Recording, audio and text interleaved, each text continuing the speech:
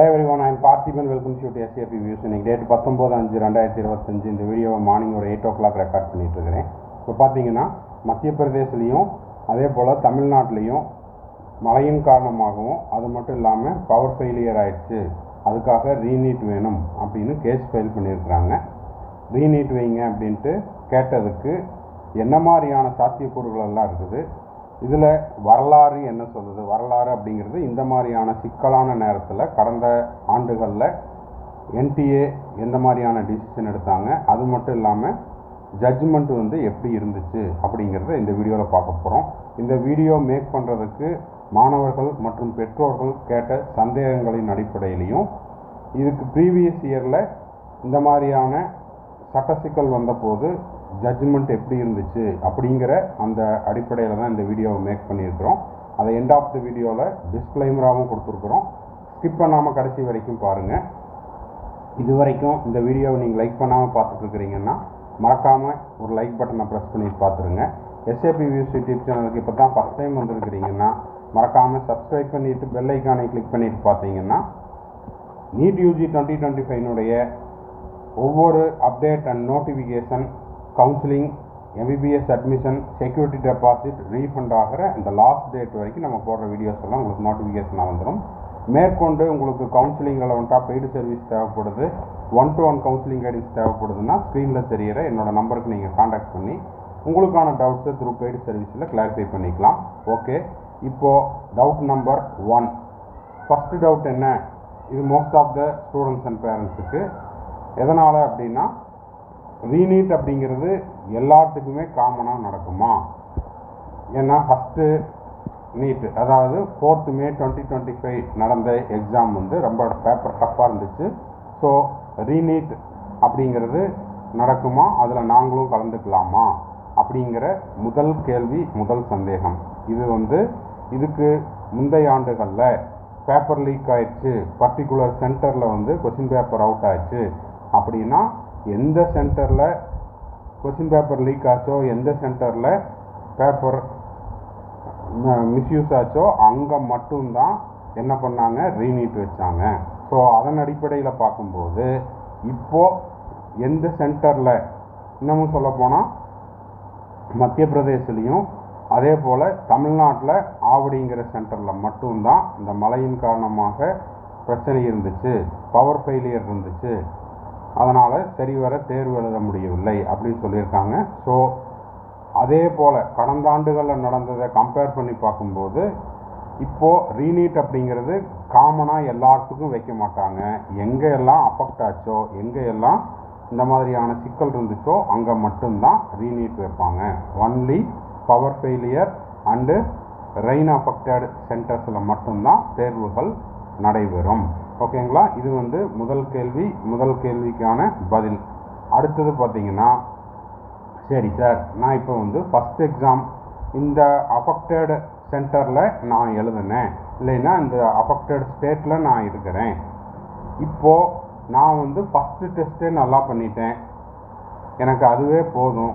இப்போது ரெண்டாவது ரீநீட் அப்படிங்கிறது ஒன்று கண்டக்ட் பண்ணாங்கன்னா அதில் கலந்து கொள்ள எனக்கு விருப்பம் இல்லை, இல்லைன்னா ரெண்டாவது நீட்டுக்கு நான் ஆப்சண்ட் ஆகிட்டேன் பல்வேறு காரணங்களுக்காக, உடல்நிலை சரியில்லை, இல்லைன்னா திரும்பவும் படிக்கிறதுக்கு நான் ரெடி இல்லை, எனக்கு ஃபஸ்ட்டு மார்க்கு, அதாவது ஃபஸ்ட்டு டெஸ்ட்டு 4th May நடந்த டெஸ்ட்டே போதுமானது, அந்த ஸ்கோர்லேயே நான் சாட்டிஸ்ஃபைடாக இருக்கிறேன், இன்கேஸ் ரீநீட் நடந்ததுன்னா அதில் நான் கலந்து கொள்ள விருப்பமில்லை அப்படிங்கிற ஒரு சுச்சுவேஷன் வந்தால் என்ன நடக்கும்? இப்போது ஆப்சண்ட் ஆனால் என்ன நடக்கும்? ஃபஸ்ட்டு டெஸ்ட்டை விட ரெண்டாவது டெஸ்ட்டில் நான் நல்ல ஸ்கோர் எடுத்துட்டா என்ன நடக்கும்? இல்லை ஃபஸ்ட்டு டெஸ்ட்டில் நல்ல ஸ்கோர் எடுத்துட்டேன், ரெண்டாவது நீட்டில் லோ ஸ்கோர் எடுத்துட்டேன் அப்படின்னா என்ன நடக்கும்? அப்படிங்கிற சந்தேகங்களும் நிறைய மாணவர்களுக்கும் பெற்றோர்களுக்கும் இருக்குது. இதை அடுத்தடுத்த ஸ்லைடில் சொல்கிறேன். பார்த்தீங்கன்னா, நான் ரீநீட் அப்படிங்கிற ஒரு ஆப்ஷன் இருக்குது, ரீநீட் கண்டக்ட் பண்ண சொல்கிறாங்க அப்படின்னு தீர்ப்பு வந்துருச்சுன்னா நான் அட்டன் பண்ணி அதில் குறைவான மதிப்பெண் எடுக்கிறேன், அதாவது ரீநீட்டை விட ரீநீட்டில் குறைவான மதிப்பெண்ணும் முதல் நீட்டில் ஃபஸ்ட்டு 4th மே நடந்த நீட்டில் அதிக மதிப்பெண் இருக்குது. அப்போ இதில் எதை கன்சிடர் பண்ணுவாங்க அப்படின்னா, இதில் அந்த ரெண்டையும் வச்சு வெயிட் போட்டு பார்க்குறதெல்லாம் இல்லை. நீங்கள் 2வது நீட் அட்டன் பண்ணியாச்சுன்னா அதில் வந்து உங்களுக்கு 2வது நீட்டினுடைய மார்க்கை தான் எடுத்துக்குவாங்க. இல்லைன்னா அடுத்தது என்ன மாதிரியான கொஸ்டின் வரும்னா, முதல்ல சொன்ன மாதிரி நான் வந்து ஃபஸ்ட் நீட்டே நல்லா எழுதியிருந்தேன் அப்படின்னு ஒரு சிலர் வந்து வழக்கு தொடுப்பாங்க. இல்லைன்னா எனக்கு 2வது நீட்டில் தான் வந்து நல்ல மார்க் வந்தது, அதை எடுத்துக்குங்கன்னு சொல்லி வழக்கு தொடுப்பாங்க. ஸோ இந்த கன்ஃபியூஷன்ஸ் எல்லாம் அவாய்ட் பண்ணுறதுக்காக இந்த அஃபெக்டட் சென்டரில் தேர்வு, அதாவது மறுதேர்வு அப்படிங்கிறது நடக்குது அப்படிங்கிறது உறுதி செய்யப்பட்டால் அந்த தேர்வில் கலந்துக்கிட்டால், இப்போது கலந்துக்கிட்ட பிறகு ரீநீட்டில் என்ன ஸ்கோரோ அதை தான் கன்சிடர் பண்ணுவாங்க. இது எல்லாமே கடந்த ஆண்டுகளில் நடந்த நிகழ்வுகளை தான் நம்ம வந்து வீடியோவாக சொல்கிறோம். ஓகேங்களா? ஏன்னா இதில் நிறைய மறுபடியும் அன்சோ ஆன் போய்கிட்டே இருக்கும். அதுக்காக எப்படி சொல்லுவாங்க, முதல் நீட்டில் நான் கலந்துக்கிட்டேன், ஹை ஸ்கோர் எனக்கு அதுவே போதும் அப்படின்னா 2வது நீட்டு எழுத வேண்டாம். அதாவது ஆப்ஷன் வந்து கேண்டிடேட்னுடையது. இல்லை நான் செகண்ட் நீட்டில் கலந்துக்கிறேன், ரீநீட்டில் கலந்துக்கிறேன், அதில் குறைவான மதிப்பெண் எடுத்துட்டேன் அப்படின்னா ஒன்ஸ் ரீநீட் அட்டன் பண்ணிட்டாலே பழைய ஸ்கோர் அப்படிங்கிறது கன்சிடர் பண்ண மாட்டாங்க. ஓகேங்களா? இதில் பெஸ்ட் ஆஃப் 2 அப்படிங்கிற ஆப்ஷனுக்கு போக மாட்டாங்க. ஒன்ஸ் ரீநீட் அட்டன் பண்ணியாச்சா ரீநீட் ஸ்கோர் தான், பழைய ஸ்கோரை கன்சிடர் பண்ண மாட்டாங்க. இல்லை எனக்கு ரீநீட் எழுத விருப்பம் இல்லை அப்படின்னா அதுக்கு வந்து எனக்கு பழைய நீட்டே போதுமானது அப்படின்னு சாட்டிஸ்ஃபை ஆகிக்கலாம். இது எல்லாமே அதாவது கடந்த ஆண்டுகளில் உறுதி செய்யப்பட்ட நிகழ்வுகள், கடந்த ஆண்டுகளில் வந்த தீர்ப்பினுடைய அடிப்படையில் தான் சொல்கிறோம். என்ன நடக்க போகுது அப்படிங்கிறத பொறுத்திருந்து தான் பார்க்கணும். ரீநீட் இருக்குமா? அப்படி ரீநீட் இருந்ததுன்னா அந்த அஃபெக்டட் சென்டரில் இருக்கிறவங்க என்ன பண்ணணும் அப்படிங்கிறது என்டிஏ தெளிவான ஒரு விளக்கத்தோட ஒரு பிடிஎஃப் கொடுப்பாங்க. அதை படித்து பார்த்துட்டு அதில் ஏதாவது உங்களுக்கு மாற்றங்கள் இருந்தாலோ என்ன அப்டேட் இருக்குதோ அதை உடனுக்குடனாக நம்ம SAPVS யூடியூப் சேனல்லையும் நம்ம போஸ்ட் பண்ணிடுவோம். அடுத்த கேள்வி அப்படிங்கிறத விட ஒரு சின்ன ஆலோசனை மாணவர்களுக்கு. இப்போது இந்த பர்டிகுலர் அஃபெக்டட் சென்டரில் நீங்கள் முதல் 4/5/2025 நீட் எக்ஸாம் எழுதின மாணவர்களாக இருந்தால் இந்த நேரத்தை, அதாவது இந்த நேரம் அப்படிங்கிறது ரீநீட் வரப்போகுதா இல்லையா அப்படிங்கிறது தெரியாது.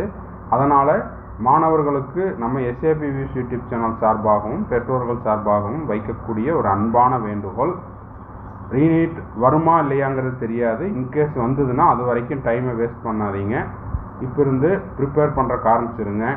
கொஞ்சம் இது வந்து போர் அடிக்கும், திரும்ப அதே NCERT புக்கு திரும்பவும் நான் படிக்கணும் அப்படிங்கிற அந்த சங்கடமெல்லாம் வேண்டாம். நீங்கள் படிச்சுக்கிட்டே இருங்க. ரீநீட் இருக்குது அப்படின்னா இந்த டைம் வந்து உங்களுக்கு ஏடட் அட்வான்டேஜ் தான். ஓகேங்களா? ஒன்ஸ் எனக்கு நோட்டிஃபிகேஷன் வந்ததுக்கப்புறம் நான் எடுத்து வச்சு படிக்கிறேன் அப்படின்னா ஷார்ட் பீரியடு தான் இருக்கும். ஒன்ஸ் நோட்டிஃபிகேஷன் வந்ததுக்கப்புறம் உங்களுக்கு ஒரு 1 வீக்கோ 10 டேஸாக தான் டைம் கொடுப்பாங்க. அதுலேயே ஹால் டிக்கெட் வந்துடும், போய் தேர்வு எழுதுகிற மாதிரி இருக்கும். ரீநீட் இருக்கும் பட்சத்தில், அதுவும் அஃபெக்டட் சென்டர்ஸ்க்கு மட்டும். ஓகேங்களா? ஸோ இதில் யார் வந்து முன்னாடி இருக்காங்களோ, டைமை வேஸ்ட் பண்ணாமல் அட்வான்ஸாக படிக்கிறதுக்கு ஆரம்பிச்சுக்கிறாங்களோ அவங்க வந்து இன்னும் கொஞ்சம் கூடுதலான மதிப்பெண் பெறுவதற்கு வாய்ப்பு உள்ளது. அதனால் ஜட்ஜ்மெண்ட் எப்படி இருந்தாலும் நீங்கள் வந்து இப்போ கிடச்சிருக்கக்கூடிய டைமை வேஸ்ட் பண்ணாமல் ப்ரிப்பேர் பண்ணுறதுக்கு ஆரம்பிச்சிருங்க. ஓகேங்களா? என்ன நோட்டிஃபிகேஷன் NTA சைட்லேருந்து வருது, ஜட்ஜ்மெண்ட் என்ன சொல்கிறாங்க அப்படிங்கிறத அப்புறம் யோசிச்சுக்கலாம். இப்போ உங்கள்கிட்ட இருக்கக்கூடிய இந்த பொன்னான நேரத்தை வேஸ்ட் பண்ணிடாதீங்க அப்படிங்கிறது தான் SAPVS யூடியூப் சேனல் சார்பாக வைக்கக்கூடிய மாணவர்களுக்கு சொல்லக்கூடிய ஒரு ஆலோசனை. ஓகேங்களா? சரி, அடுத்த விஷயம், இது வந்து ஸ்ட்ராங்காக நம்ம SAPVS யூடியூப் சேனல் சார்பாக வைக்கக்கூடிய டிஸ்க்ளைமர் என்ன அப்படின்னா, இதுவரைக்கும் மாணவர்களும் பெற்றோர்களும் கேட்ட கேள்விகளுக்கும் அதற்கு நம்ம கொடுக்கக்கூடிய பதில்களும் எல்லாமே based on the previous year cases and judgment தான். ஓகேங்களா? கடந்த ஆண்டுகளில் இந்த மாதிரியான சிக்கல்கள் வந்தபோது நம்ம அதை நோட்டிஃபிகேஷனையும் வச்சுருக்கிறோம், அதே போல் கடந்த ஆண்டுகளில் என்ன ஜட்ஜ்மெண்ட் வந்தது அப்படிங்கிறதுக்கான செய்திகளும் இருக்குது, ரெக்கார்டட். ஓகேங்களா, இதெல்லாமே ரெக்கார்டிக்கலாக இருக்குது. அதனால் அதன் அடிப்படையில் தான் சொல்கிறோம். அதனால் இந்த ஆண்டும் இப்படியே இருக்குமா, அதாவது நம்ம சொல்கிறது 2வது நீட் எழுதட்டுமா இல்லை ஃபஸ்ட் நீட் எழுதட்டுமா, ஃபஸ்ட் மார்க் தான் எனக்கு வேணும், செகண்ட் மார்க் தான் வேணும் அப்படிங்கிறது எல்லாமே கடந்த ஆண்டுகளினுடைய அடிப்படையில் நம்ம சொல்கிறது தான். இந்த ஆண்டு தீர்ப்பு எப்படி இருக்க போகுது, அதற்கு என்ன நடக்க போகுது அப்படிங்கிறத நம்ம பொறுத்திருந்து தான் பார்க்கணும். சிம்பிளாக சொல்லணும்னா வெயிட் அண்ட் வாட்ச் அப்படி தான் பார்க்கணும். நம்ம இந்த நேரத்தில் மாணவர்களுக்கு வைக்கக்கூடிய ஒரு அன்பான வேண்டுகோள் என்ன அப்படின்னா, இந்த அஃபெக்டட் சென்டரில் நீங்கள் இருக்கிறீங்க அப்படின்ற மாதிரி இருந்தால் நோட்டிஃபிகேஷன் வர்ற வரைக்கும் வெயிட் பண்ணாமல் இப்போ இருந்து படிக்கிறதுக்கு ஆரம்பிச்சிருங்க. அதன் பிறகு எப்படி ஜட்ஜ்மெண்ட் வருதோ அதனை பொறுத்து நம்ம முடிவெடுத்துக்கலாம். இந்த இடைப்பட்ட இந்த நாட்களை சரியாக உபயோகப்படுத்திக்கிட்டீங்க அப்படின்னா மார்க்கில் இன்னும் கொஞ்சம் நீங்கள் கூடுதல் மதிப்பெண் பெறுவதற்கான வாய்ப்பு உள்ளது. ஓகேங்களா? ஸோ எண்ட் ஆஃப் த வீடியோவில் வந்தாச்சு. இந்த வீடியோ உங்களுக்கு யூஸ்ஃபுல்லாக இருந்துச்சுன்னா மறக்காமல் ஒரு லைக் பட்டனை ப்ரெஸ் பண்ணிவிட்டு, இது வரைக்கும் நம்ம சேனலை சப்ஸ்கிரைப் பண்ணாதவங்க சப்ஸ்கிரைப் பண்ணிவிட்டு பெல் ஐக்கானை கிளிக் பண்ணி வச்சுக்கோங்க. அப்போ தான் நம்ம போடுற எல்லா வீடியோஸும் உங்களுக்கு நோட்டிஃபிகேஷனாக வந்துடும். மறுபடியும் அடுத்த ஒரு வீடியோவில் அடுத்த ஒரு அப்டேட்டோட மீட் பண்ணுறேன். டில் தென் பாய், see you, have a nice day. மேற்கொண்டு உங்களுக்கு கவுன்சிலிங் ரெலவெண்ட்டாக பெய்டு சர்வீஸ் தேவைப்படுது, 1-to-1 கவுன்சிலிங் கைடன்ஸ் தேவைப்படுதுன்னா ஸ்க்ரீனில் தெரியிற என்னோட நம்பருக்கு நீங்கள் கான்டாக்ட் பண்ணி உங்களுக்கான டவுட்ஸை த்ரூ பெய்டு சர்வீஸில் கிளாரிஃபை பண்ணிக்கலாம்.